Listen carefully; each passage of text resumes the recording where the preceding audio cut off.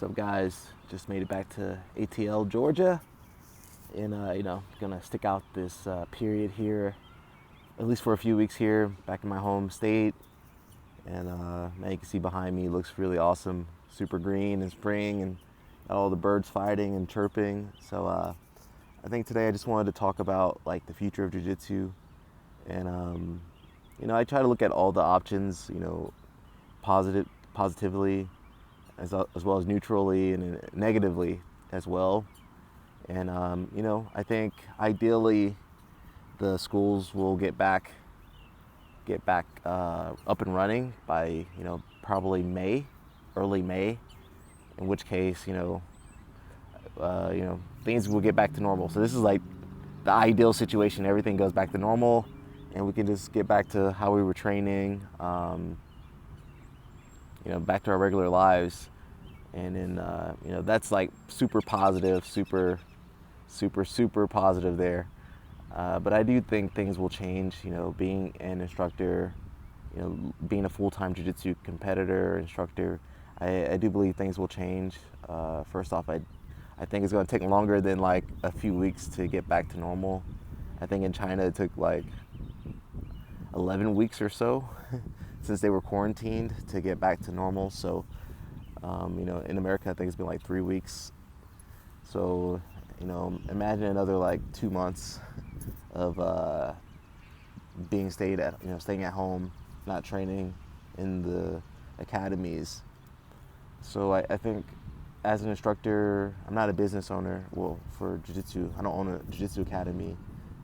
I really think that they're doing their best to provide online classes through the Zoom app and whatever other platforms they have. So I think that's really good. But I do read like Reddit and other forums and Twitter and everything.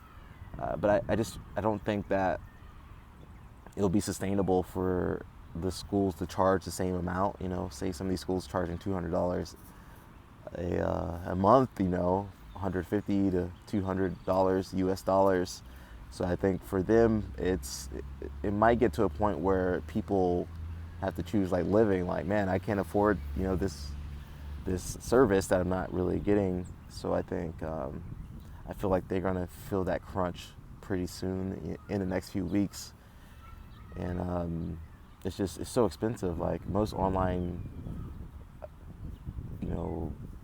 instruction is not that expensive. Like it's not like it's not $100 plus a month, maybe 25 or less. And I think you're gonna see students like I know students want to support their academies. That's the big reason why they're paying so much money in the first place.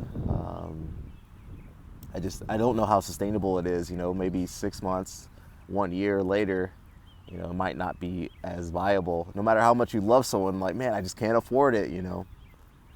So I just wonder how long the academies will be able to survive. Maybe through the small business loans and stuff, they might be able to hold on. But it's a tough period, guys. I do see, like, I always think of like Game of Thrones Littlefinger. He says that chaos is the ladder. So I just think of like what other opportunities that might arise. So I have a student, his name's Erickson, white belt, and he started like a outdoor personal training business. So like, man, business is booming for him.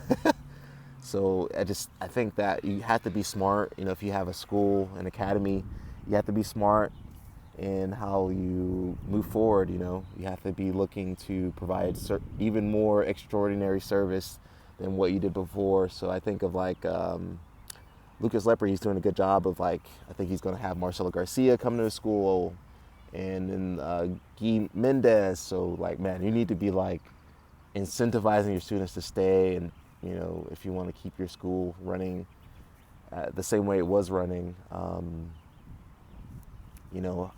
There's so many different things you guys can do, like offering private lessons when your academy does open, or some type of discount for your loyal members. So man, it's a rough period, man. They're gonna have to, if you own an academy right now, man, I don't care how good you are, you're gonna have to like really push yourself to just show that you really care for your students. You know, if you were just running a business, like you were just running like a just purely martial arts McDojo business, like, man, I don't know, man.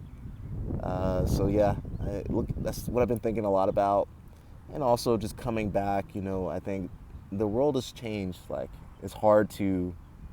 It was a quick change, guys. We didn't have time to prepare. It was like when someone throws like a flying submission on you, you just gotta go, you gotta roll with it, you know.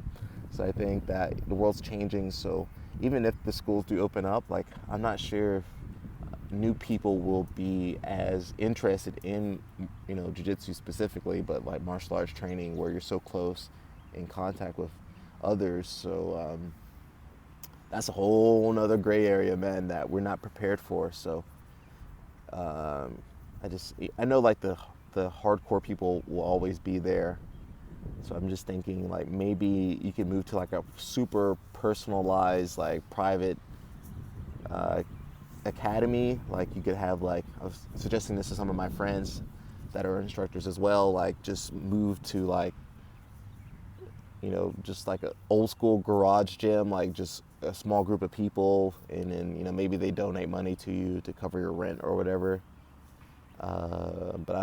But then like just super small, just small groups of personalized jiu-jitsu instruction. I think that might work, or maybe some type of online instruction. So that's the model I'm trying to gear myself towards, just because, you know, I already produce so much content. Like, I've been producing content for a few years, so, and just, you know, I've been so used to pumping out content, so it's not too far of a stretch for me to like move my business more online if I possibly can. But I feel like it's going to be hard for a lot of the, especially the more established academies. Maybe they can get through it, but I feel like some academies aren't going to survive this period. So, you know, I don't want to be super pessimistic, but it's also good to look at just what's happening. You know, you have to be able to adapt, guys. I'm adapting, trying my best to adapt. You guys have to adapt. And then, you know, I just want to say thank you to all the students that have supported me and students that have supported their academies so far. You know, nobody was prepared for this, so we just really appreciate you guys helping us to keep kicking, man. Keep kicking. I do want the academies to still be around when things get back to normal. So, you know, it takes a lot of support. So, guys, just thank you so much for, you know, man. You know, if I had an academy right now, I'd be like, man, thank you so much for being with me like every day, because, you know, it's easy for people to cut off services that they're not using, you know. And another big thing, a lot of people don't like online instruction, like, so, man, the future is gonna be wild, man. So, like I said, man, you gotta adapt, and you know, I just want to thank you guys for following me through my journey. You can see like my videos have changed. I've changed since back in the day. I was filming in my car. I would roll the windows up during the hot summer and try to for the good audio, and then look at me now, like traveling around and being able to produce even better content. So, guys, thank you. Thanks for following me. And until next time, guys, peace out. Peace, and ciao.